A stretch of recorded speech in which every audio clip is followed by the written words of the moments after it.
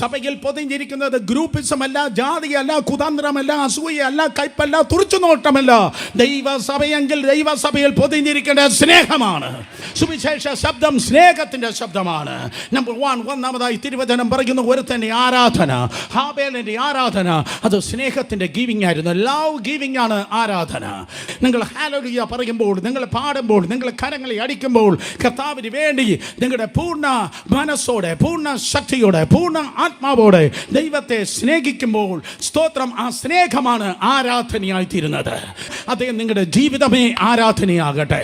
കയീൻ തോന്നിയത് കൊടുത്തു, ഹാബേൽ തോന്നിയതല്ല കൊടുത്തത്. അവൻ മേത്തരമായതാണ് കൊടുത്തത്. അവൻ ജീവനുള്ളതാണ് കൊടുത്തത്. അവൻ വില ഉള്ളതാണ് ദൈവത്തിന് വേണ്ടി കൊടുത്തത്. സ്തോത്രം. അതെ, മറ്റുള്ളവർക്ക് കൊടുക്കുന്ന ചീപ്പായിട്ടുള്ളതല്ല ദൈവത്തിന് വേണ്ടി കൊടുക്കേണ്ടത്. ദൈവം നിന്റെ ജീവന്റെ ഉടമസ്ഥനാണ്, നിന്റെ ജീവന്റെ ദാതാവാണ്. ദൈവം അത്യുന്നതനാണ്. ദൈവത്തിന് കൊടുക്കുമ്പോൾ നിന്റെ സ്റ്റാൻഡേർഡ് അല്ല, അവൻ്റെ സ്റ്റാൻഡേർഡ് അനുസരിച്ചാണ് ദൈവത്തിന് കൊടുക്കേണ്ടത്. പണത്തിൻ്റെ കാര്യമല്ല ഞാൻ പറയുന്നത്. ഇതുവരെ ഹല്ലേലൂയ പറഞ്ഞാൽ, നീ പാട്ട് പാടിയാൽ, നീ ദൈവവചനം പറഞ്ഞാൽ, യേശുവിൻ്റെ നാമത്തിൽ സ്തോത്രം ഏറ്റവും നല്ലതായിരിക്കണം ദൈവത്തിന് വേണ്ടി നൽകേണ്ടത്.